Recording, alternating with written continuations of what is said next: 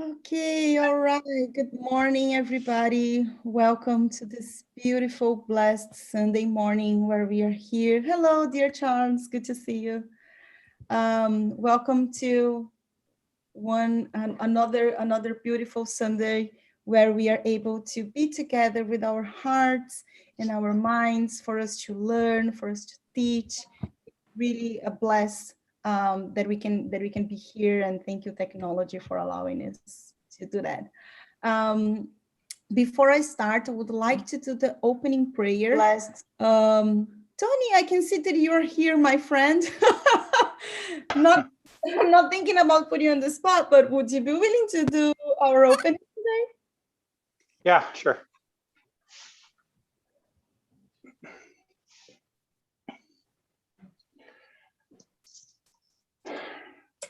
Okay, let's close our eyes.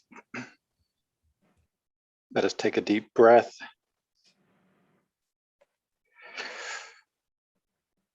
Breathe in the love of God.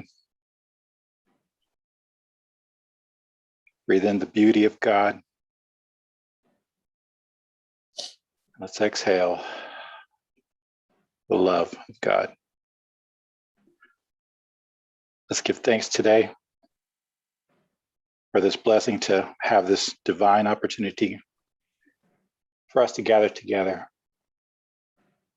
and take another lesson in from the good spirits, Jesus and God.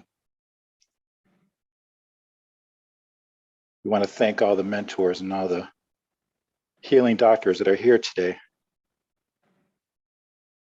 to help and assist for anyone that's here for any type of assistance.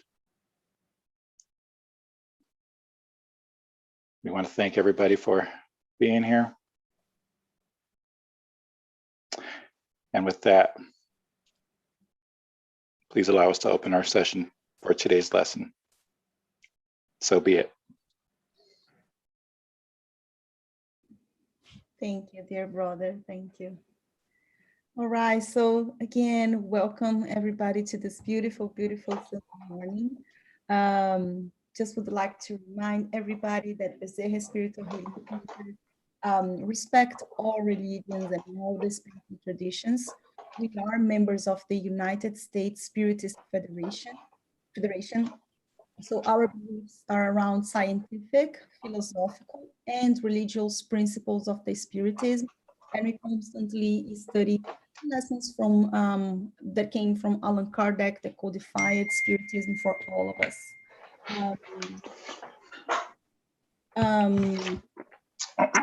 Announcements we have today. Let me just make sure that I mean, there's some amount announcements that we have for today is I would like to start inviting everybody for our daily prayers. We know that it is in giving that we receive. St. Francis of Assisi told us that. So everybody is invited to join us in this effort of emanating vibrations of love and healing and patience and peace for the entire planet Earth, for all of our incarnate and discarnate friends. So if you are willing to join us, this meeting takes usually 20 minutes. We can stay longer if you want to chat, but 15, 20 minutes so from Monday to Friday at 6 p.m. Pacific time, and on Saturdays, 11:30 a.m., always through BSH Zoom link, which is the same link that you guys used to join us. I will post a link here in case anyone need some refresh. The other thing is we also have Fraternal Counseling. So this one is only by appointment.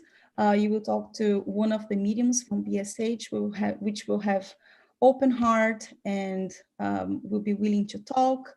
Even if you just want someone to pray with you, we are more than welcome to do that. So if you're willing to schedule an appointment every Wednesday from 4 p.m. to 7 p.m., and you can either send us an email, info@bshcenter.org, or you can text us, either myself, Regina, or any member of BSH.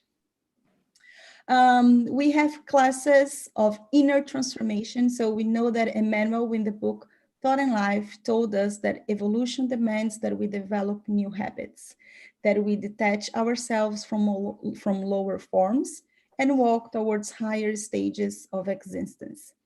And we all know that detaching old habits is not an easy task. So let's join hearts and forces so then we can understand all the tweaks that the high spirituality gives us so then we can all succeed in this journey.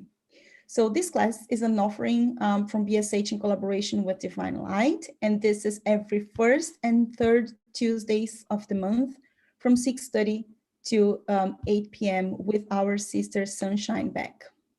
I think that she already posted the link to Divine Light, but I'll be happy to give you guys specifically the link for you to find. And you can also go to our website and you'll be able to find the link in there. We also have Introduction to Spiritism. We know that Spiritism uncovers the path to this individual and collective progress. So even if you are an advanced student, this meeting is really good because it's not only about receiving, but also about giving. So every opinion, every perspective is very welcome. So every first and third Saturday of each month, from 9 a.m. to 10 a.m. Pacific time, it is with our brother, Robbie Brown, via BSH and YouTube. We also have Spiritism for the youth. We know that this is a special way of bringing Jesus' message to our children. So we invite you to support the next generation in this path. So welcome to receive all your children, friends, or anyone who you think that would benefit to hear from us every second and fourth Sunday of each month from 8:30 to 9:30. Right before this service with our brother Brian Abu, also through this link. And the new news, we have every Sunday at 6 p.m. the study of the gospel through Divine Light and also through BSH with our sister Sunshine Beck. This is the flyer that she posted on our chat. Everybody's welcome to join. It's an amazing way for us to go over the gospel, which is the foundation of everything. So I will post the link for each one of those services. Everybody's welcome to join. Please don't forget that the reason why this meeting is broken into two parts is so then we can work on the two wings of our spiritual awakening. Knowledge, which is understand, increase our intellectual knowledge about Spiritism and how we can be better Christians and better brothers and sisters. And the other part is the service, is the giving and receiving love. So please ensure that you are in tune with your mentor, so then you can download the messages for you to work along the week alongside with the mentors and the high spirituality.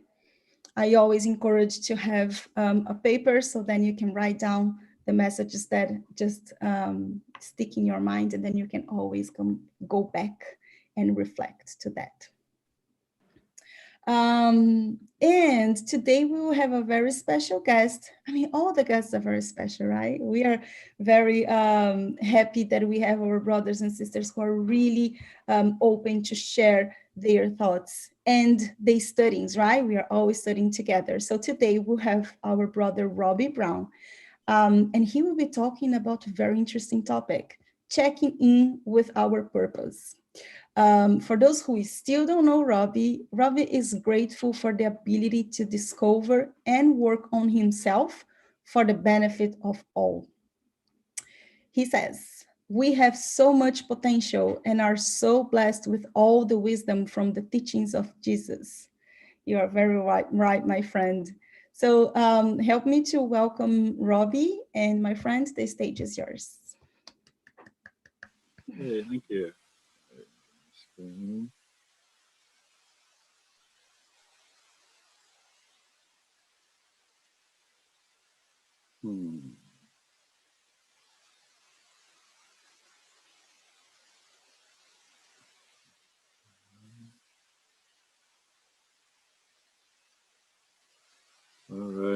we all good? Yes, all good. Another successful sharing. Hey, before I get started, I feel like I need to acknowledge like how grateful we are with all the wisdom that's presented in here from others. And they did so to be charitable and for our benefit and to share. And with sharing, I always love to hear the opinions of others. So please feel free anytime, jump in. I don't have a way of seeing you, so just interrupt me. Please feel free to interrupt me at any time because I love to hear other opinions. That's how we learn. You know, it's another way we learn. So checking in with our purpose. Really, it's fun to think about this because I never, like, as I reflect back in my life, I did this maybe when I watched a cool show, when I talked with people, read a book, but it was just periodic. And you would think about things and then you'd get caught up in our normal activities, and that's where it kind of ended for me. But as I'm moving forward, I find that I need more consistent reminders about things. So I try to check in with my purpose more and spend more time with it because it keeps me grounded, keeps me focused, keeps me moving where I need to be. All right, so it's not working. There we go. So this question here, I always used it just kind of the first pieces. And really last night when I was reviewing for this, some really interesting things opened up, especially at the end. And there's a lot of wisdom and beautiful parts to this question. What is the purpose of the incarnation of spirits? God imposes incarnation for the purpose of leading spirits to perfection. For some, it is an expiation, for others, a mission. However, in order to reach this perfection, they must undergo all the vicissitudes of corporeal existence. Therein lies their expiation. Incarnation has a further objective, which is to place spirits in situations where they can do their share in the work of creation.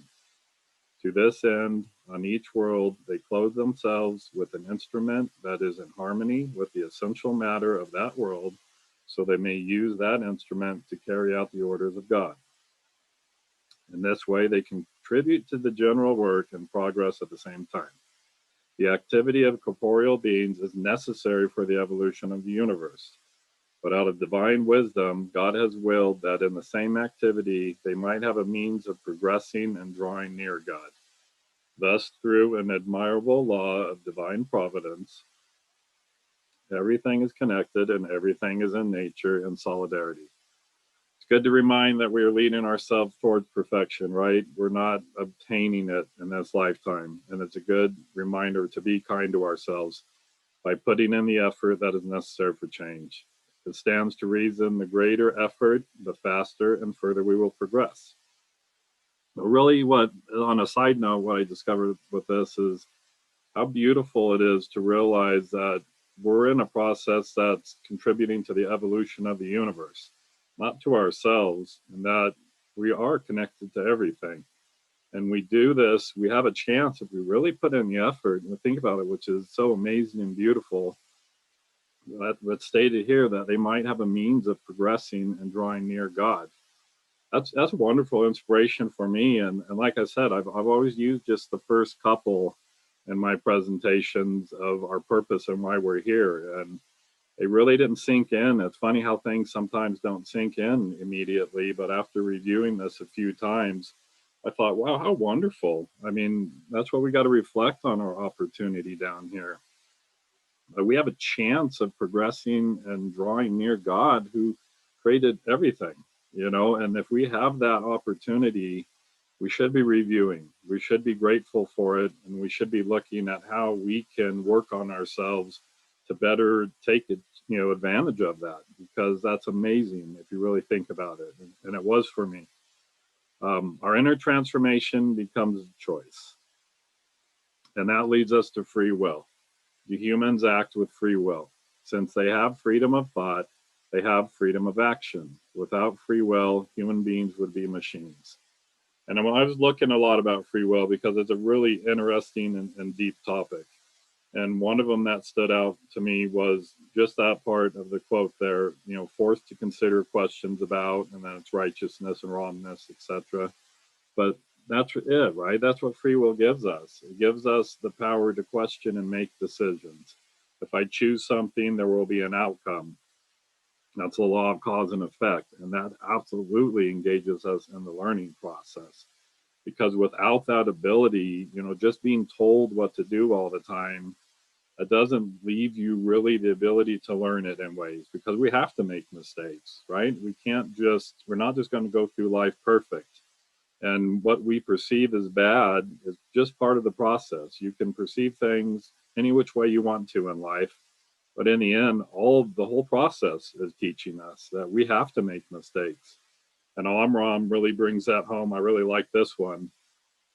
But man proceeds by trial and error. He needs to practice before he can do something perfectly. And as long as he goes on making mistakes, he has to correct and make up for them. And this entails hard work and suffering. That's the process, and we're all part of it. And I think it's amazing, because I know I have, at least in my life, we get frustrated, and when we get frustrated, we tend to label things as bad. And by doing so, we don't see the potential they hold for us. Because a lot of my mistakes have taught me in ways that maybe, just getting it right wouldn't have. It brings a different point of view to us. And without that free will, with how many times I've been so stubborn on making mistakes, but it's worked. The process taught me, and it allowed me to see it from a different perspective than someone else would, who would, supposedly just can learn, could learn it just by reading it. I'm not always there, so sometimes I have to make those mistakes. And it's important to remember, as I love this Happy Life, a wonderful book, greet your day with a prayer of gratitude. You are alive. While there is life, opportunities for growth and happiness abound. Each day is a new blessing from God, proof of his love for you. As you pass the hours, cultivate optimism and well-being. Right, we're here, and that's the one thing to remember. As it is hard work and suffering, as Amram referred to, it's a beautiful opportunity. And the fact that we're here struggling shows that we have so much, given to us by that. And we need to, it is hard work and suffering, but we can't focus on that part, because that's just part of the process. We just have to realize that we're blessed and that we have the opportunity to learn and to progress. And like I say, so amazing, as I read that last night, to get closer to God by doing all this. That's so amazing. In Book 1, St. Augustine defines a good will as a will by which we desire to live upright and honorable lives and to attain the highest wisdom. Once he establishes this, he has established that a true good is to desire to live upright and honorable lives and to attain the highest wisdom. Furthermore, all good comes from God. In order for a will to attain the good, it must align itself with the will of God. Since the will's nature is to choose, not necessarily to choose good or bad, but simply to choose, we find that if it chooses to turn to God, it is good, and if it turns towards the self, it chooses badly. And that's an interesting point as well, as with selfishness, and we all understand where that can lead us to in life. And Plato had a wonderful quote as well: it is truer to say that the cause of each and every crime we commit is precisely this excessive love of ourselves, the love which blinds us to the faults of the beloved and makes us bad judges of goodness and beauty and justice, because we believe we should honor our own ego rather than the truth. And selfishness, when I look back in my life, has presented so many challenges for me. And when I look at my purpose, like, I understand, like, to a certain degree, we have to understand ourselves and to a degree be selfish to, learn and to get where we need to be an example. But we understand the excessive love of ourselves is how much I focus just on myself when I do have the ability to reach others and help others. Thus, selfishness is the target at which all true believers must aim their weapons, their strength, and their courage.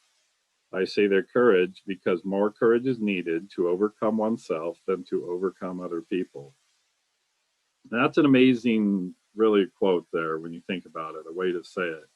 Because as you look at it in life, it is us. Everything is us that we do. And I really didn't understand that for a long time. I always seen things as, they were wrong, they need to change, this needs to work for me. That's a selfishness, right? And it does take courage to recognize that, because we get stuck in those habits and we keep just, it's hard to get out of them. So it takes courage to go within to overcome oneself. And once you start to work on overcoming yourself and realizing that all the work needs to be done by me, others don't need to change for me. I need to change for myself and for others. The other people, you don't have to overcome the other people. You won't need them to change once you start working on yourself. You'll realize that once you start putting the pieces together, everything falls into place. But it's when we start to look outside ourselves that this will happen for us. So Spirit Book, question 914. Since selfishness is based on personal interest, it seems difficult to entirely uproot it from the human heart. Will we ever be able to do so? As humans become enlightened about spiritual things, they attach less value to material things. Next, it is necessary to reform the human institutions that entertain and excite such attachments. This depends on education, right? And as we start to move from just being selfish on our needs, we're going to realize that we need the education to move on from.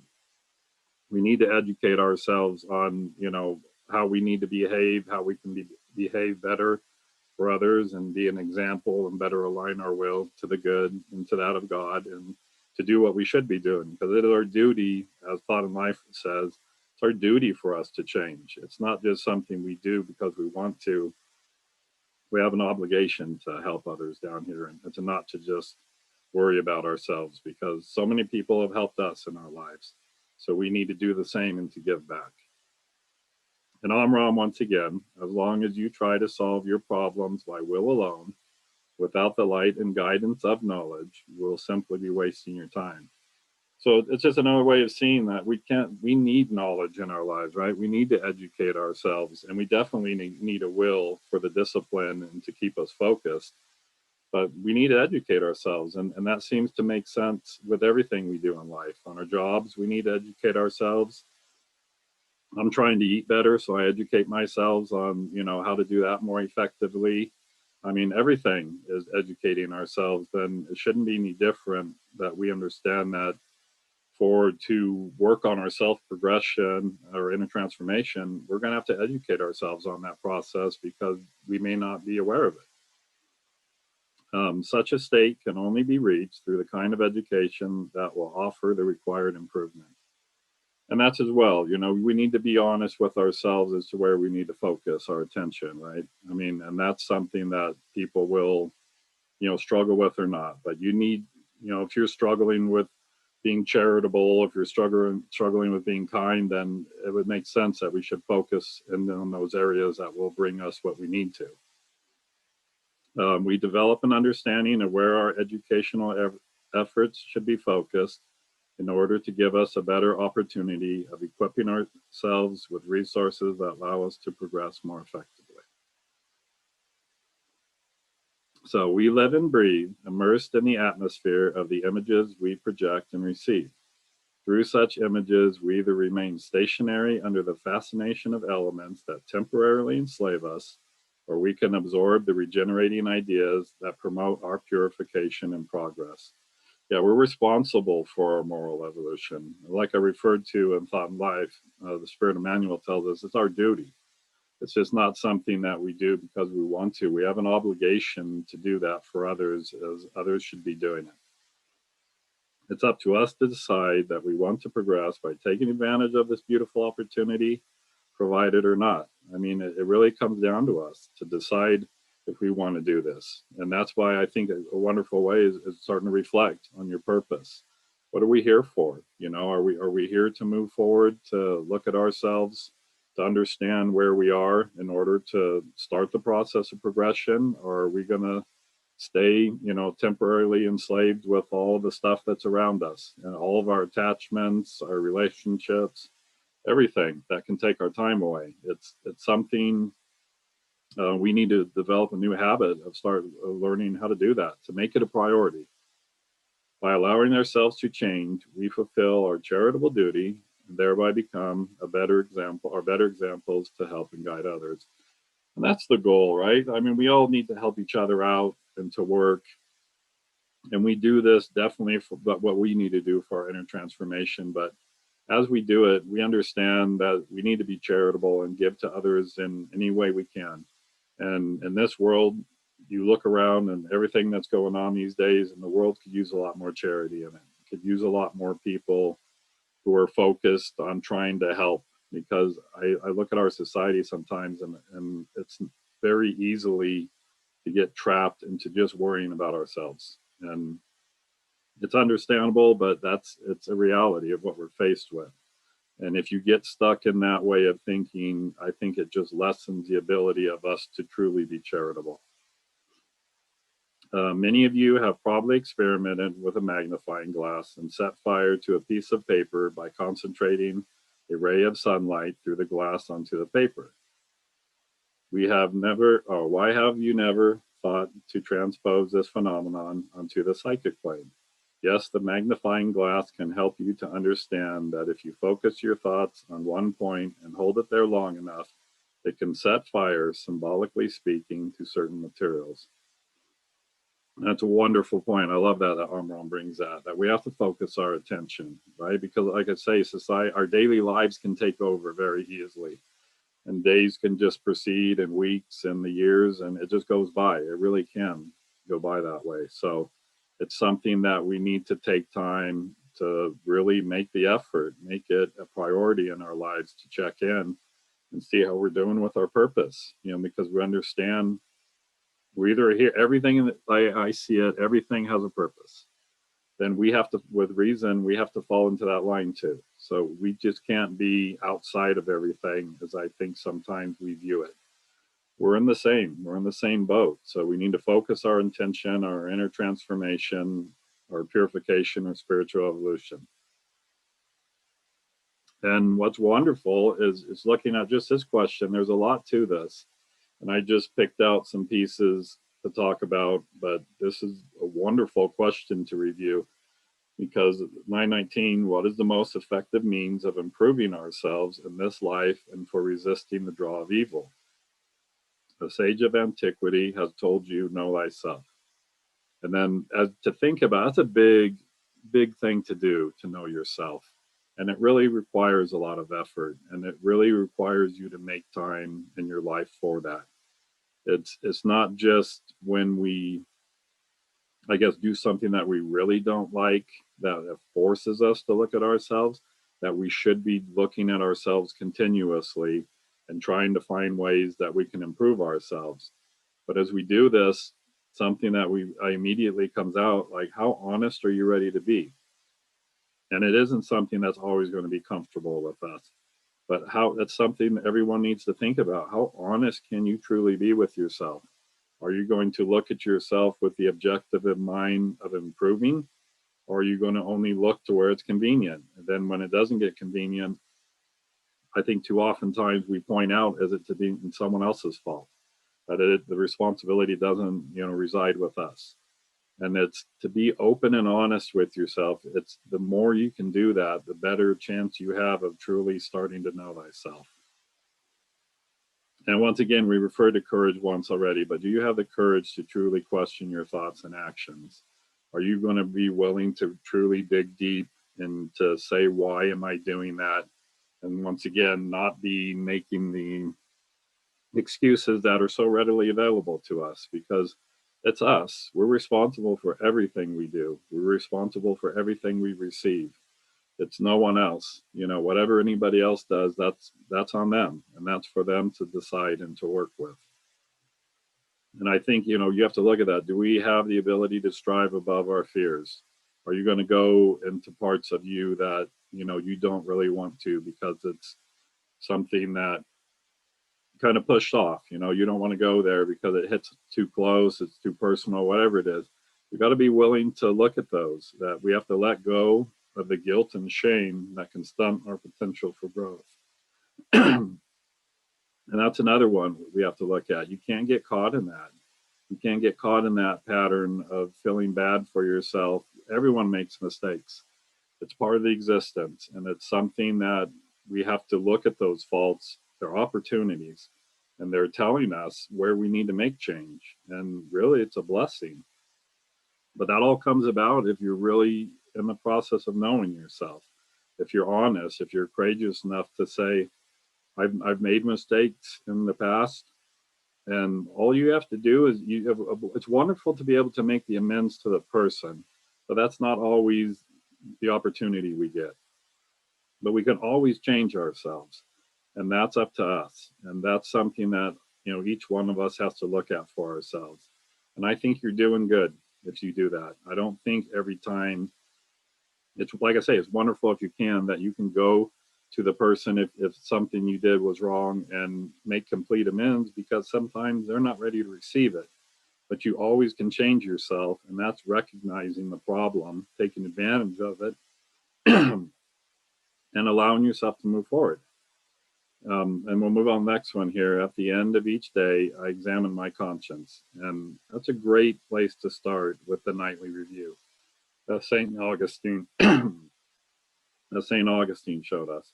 But that's not where we want to stop. I mean, it's wonderful to practice that every night. It really is. And I try to do that. But the goal is to increase our consciousness and become more aware of our thoughts. That it plants a seed, so to speak, and we can move forward. I'll say I'm going to drink here. Thank you. Because the more awareness we have, the better the chance we have to correct and develop new habits. And as we've heard this one many times, I don't know if you can say it enough. Evolution demands that we develop new habits, that we detach ourselves from lower forms and walk towards higher stages of existence.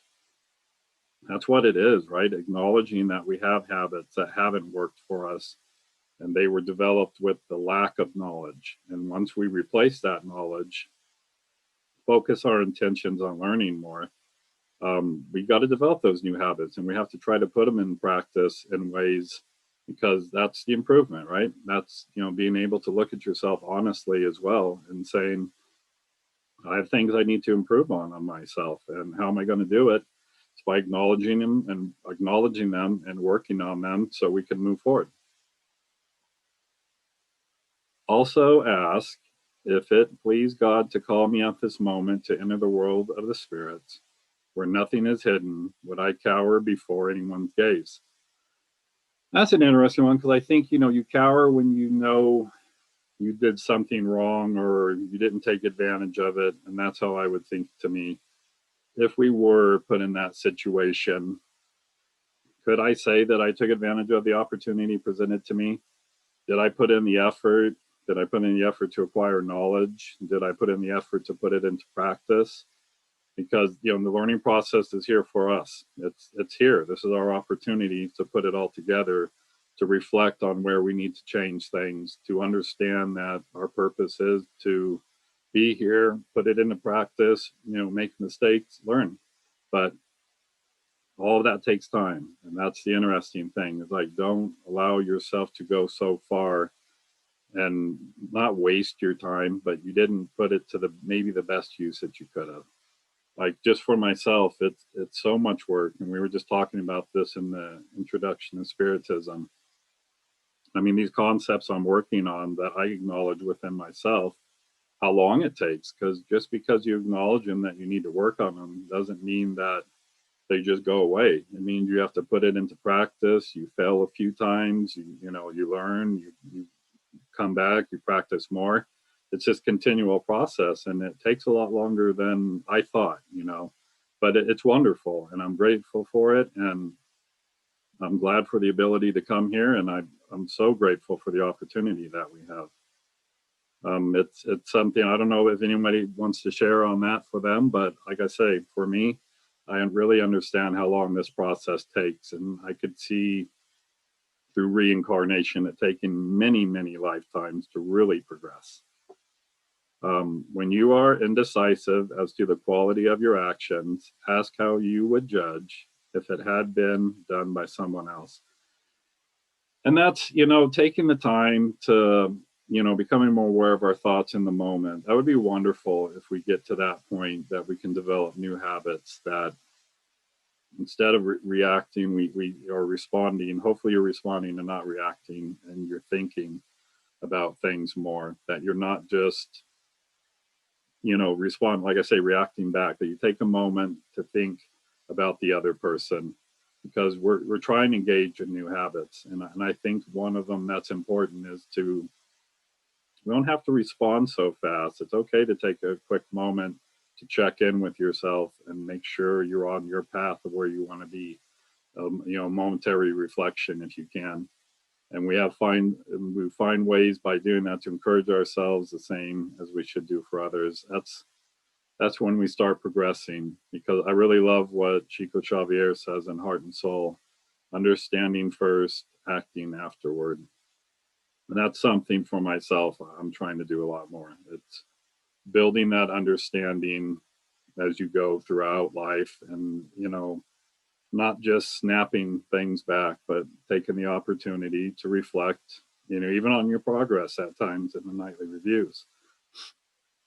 It's a good way of doing things. It's not, it's to be, encouraging to ourselves as well, to understand how hard this process is, and to be kind, and to get all those habits that'll allow us to reflect on where we are and where we need to continue to put the effort in so we can move forward. Also seek to know what others think about you, and do not neglect the opinion of your enemies. Right? That's taking advantage of all life has to offer to us. We don't close the doors. We allow every opportunity to teach us, instead of just, maybe if you get someone that you don't resonate with, that you just brush them off, because oftentimes they have something to give too. We don't always necessarily see everything we need to work on. And that's what I think, like thinking of the purpose and taking advantage of it in a way that everything's an opportunity to teach you. And I think that's important, because we can benefit from all situations if we truly look at them. And it's just retraining ourselves to think of things in a different way, and to be grateful for them in our life. Because a lot of times, even with respect to someone in a situation where maybe it doesn't go as you like, it's a wonderful means for you to gauge where you are, and to see what progress you made, and to evaluate your thoughts after it's over. It's taking advantage of it. It's showing that seeing where you have progressed and where you still need to progress. And it's just training ourselves in a way to look at everything in a different light, because I know for myself, when I've come up, it's a lot of those times I wouldn't allow situations, anything to come from them, because I closed the doors because I didn't receive it correctly, right? And then once I've worked on myself, I try to allow every situation now to do that. And I'm getting a lot better at it. It's taken a lot of practice. And I still see areas where I need to work on, but I'm starting to learn to embrace the opportunity more that's offered to me. Do not be afraid before the problems that visit you. They are natural resources of life, measuring your capacity of adaptability and growth. Right, and that's what I was just kind of referring to there. It's just, we have our trials in life and our struggles, but I think we're truly blessed if we look at it. I think life is stacked a lot more in our favor than we realize. But it comes down to us, what we're doing with it. And are we going to view it in a way that's not constructive in any means for us? Are we going to realize that it's here to aid in our progression, and it's really up to us to take advantage of it? It's something. Oh, I thought someone was saying. Sorry, I had a feedback there. I think it's something. Go ahead. Robbie, hi. Could you expand a little bit more? Is that the echo? Yeah, I can't really hear too good. Sorry. So Charles, I muted you, friend. I think that you have two devices connected. One is doing the back noise for the other. So one of those needs to be disconnected. I'll put it in a chat. All right. I don't know if I can see the chat. If someone could read it, maybe. I can read for you. Yeah. Okay, thank you.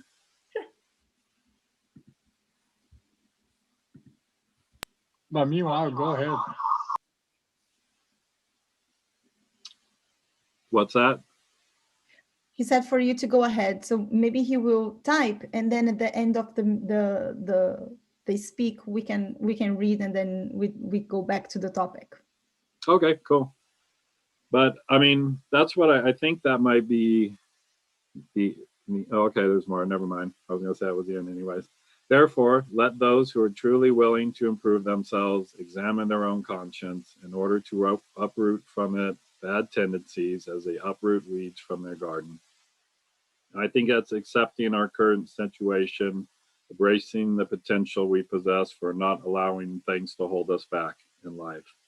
And let those who are truly willing to improve themselves. I mean, that's the commitment, the focus, the understanding of your purpose.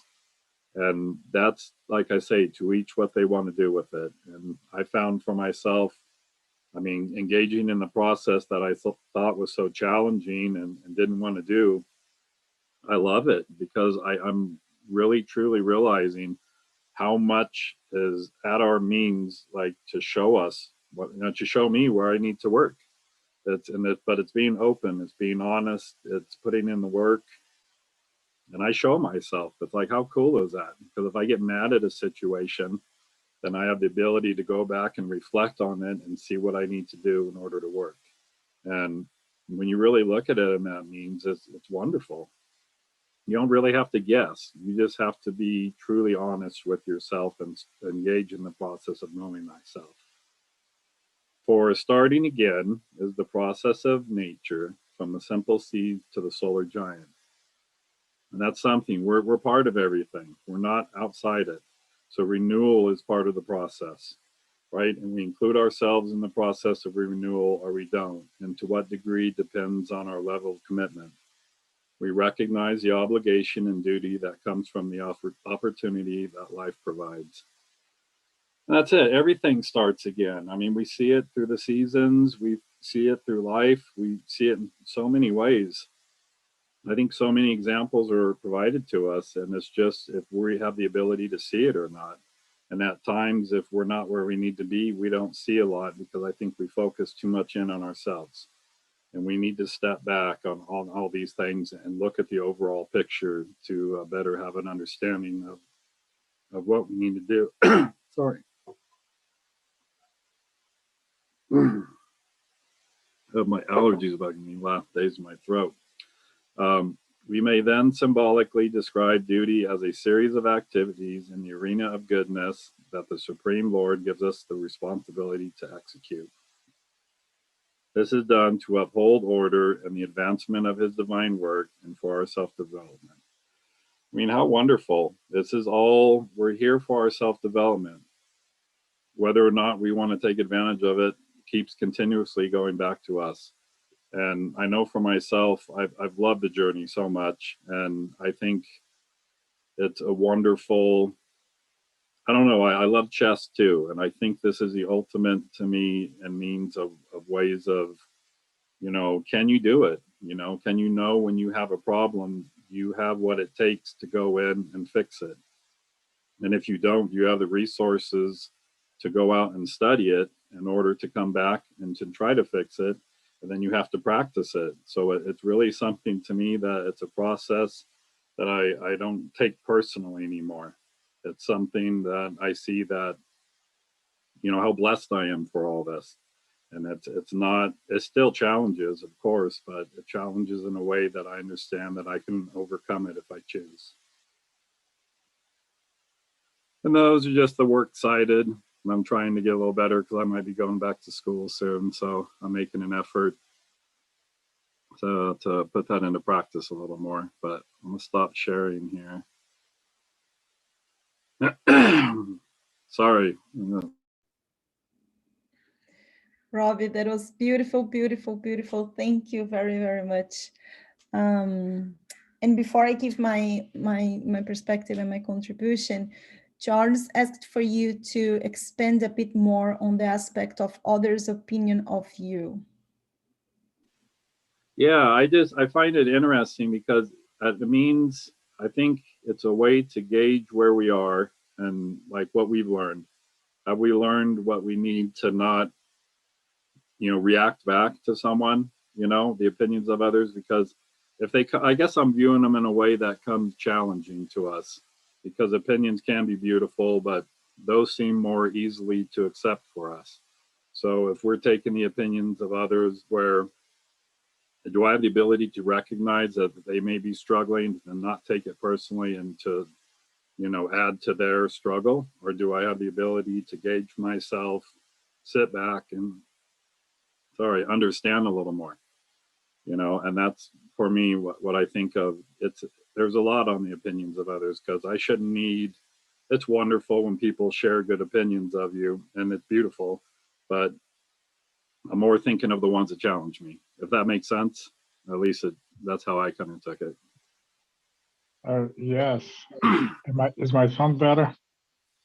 My concern is that for if you somebody that doesn't have a preparation to better filter those judgments of you that can negatively impact you. And I think that's one aspect that I would like to hear more, if you can expand on that. How can we kind of blind ourselves from protection, for that protection? Because one way of that I understand that the obsessive process works is through that window of that interference that comes in with, let's say, a negative commentary about you that affects you, that shakes your base. So yeah, that's what I'm curious to know more. Yeah, and I think, well, that comes with us, because that's an act of charity, because as we should receive the best from others, and we have the potential to put ourselves with a little bit of understanding of knowing that we don't know what they're going through, and that it takes the edge off, because that's what we should be doing, right? We're working on ourselves and trying to find a means of doing unto others as we would have them to do unto us. And I would like people to not maybe always judge me for the situation, because they may have no understanding. I could have had a really trying day and challenges all over and doing the best I can. And then you catch me at a moment where I finally have my guard down and I'm not with an awareness of myself. So I think of allowing those, being careful as we allow those opinions of others when they're directed of us, that we do the same for them and give them, the benefit of the doubt, so to speak.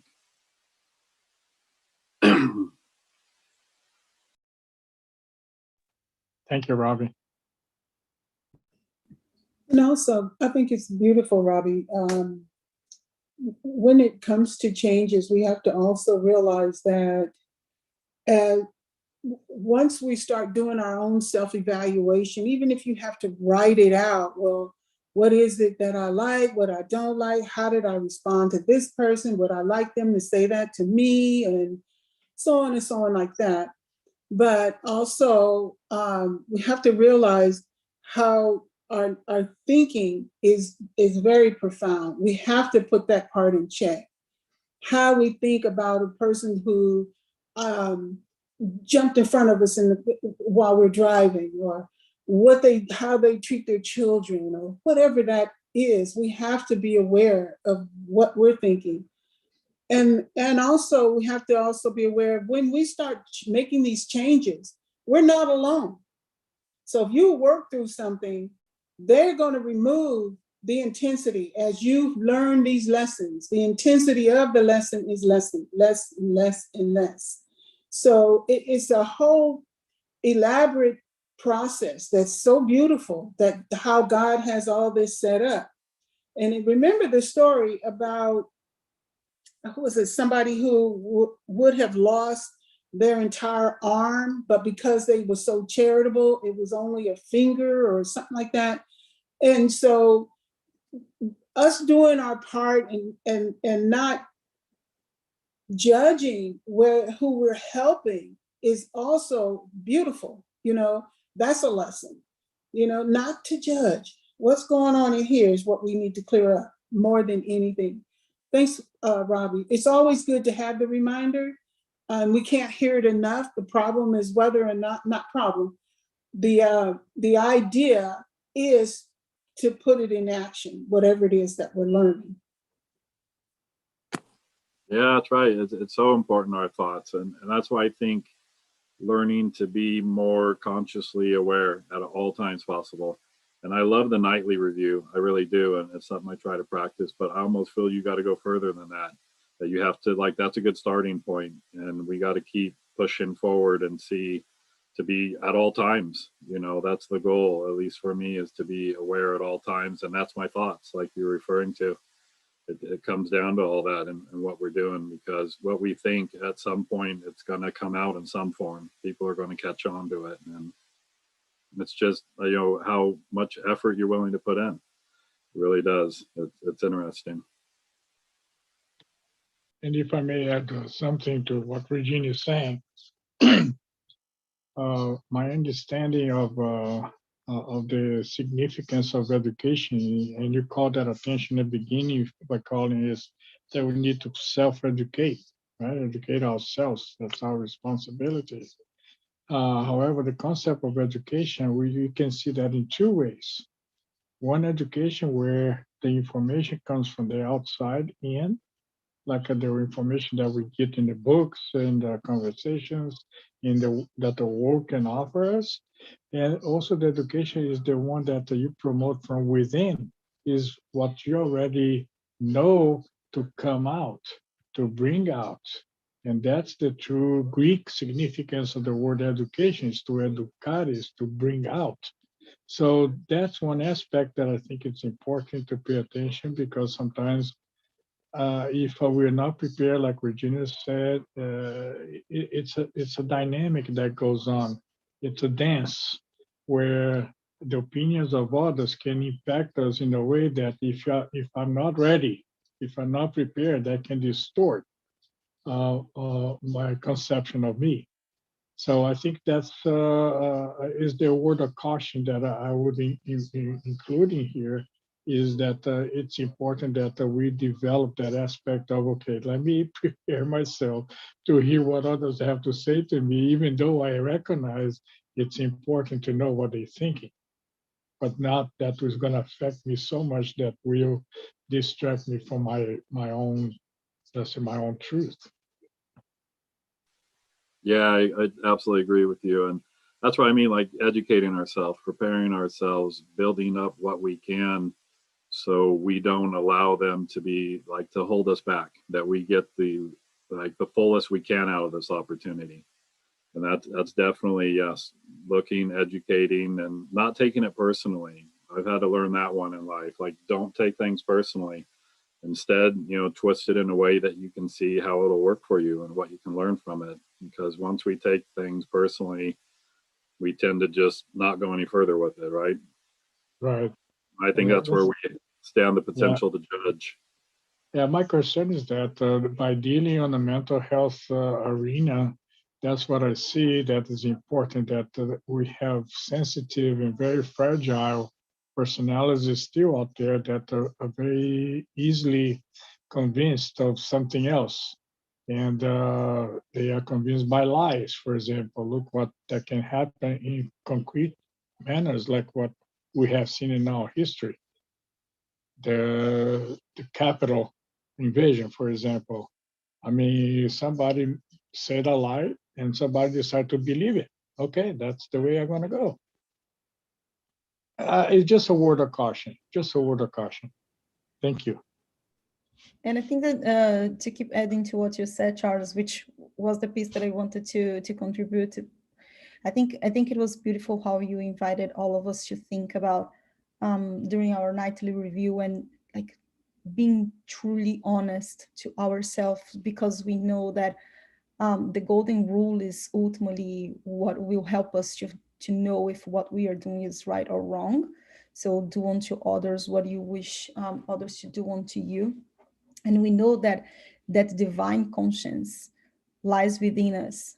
So I think that if we are facing some situation that is for some reason bringing us suffering, I think that the suffering aspect of the situation is really kind of the diagnose, I would say, that something is wrong, that we are not getting Jesus's lessons. Because if we truly are able to understand and apply the Beatitudes, that pain shouldn't cause suffer. I'm not saying that it shouldn't hurt, because it hurts. Like every transformation gets us out of our comfort zone, as you were just saying. So it brings us some reflections that sometimes can be painful, but the pain doesn't have we not necessarily have to suffer as much as it hurts. And I feel like the lessons from the gospel are really what helps us to avoid that suffering. So face the situation that we have to face, but truly being humble, being meek, being peaceful, being able to be charitable. All those things are going to help us to kind of release the suffering aspect of the pains. And the pains are, I think they are, I mean, it is through the pain, right, that we learn, that we know that there is something. Like, it's almost a wound. I think that the pain that we suffer is the moral wound that we have. And then the suffering aspect is really the Beatitudes that Jesus taught to us for us to overcome that. So that's the reflection that you brought to me today, friend. Thank you very much. Hey, thank you. No problem. Anyone else would like to do more comments? Any questions for Robbie?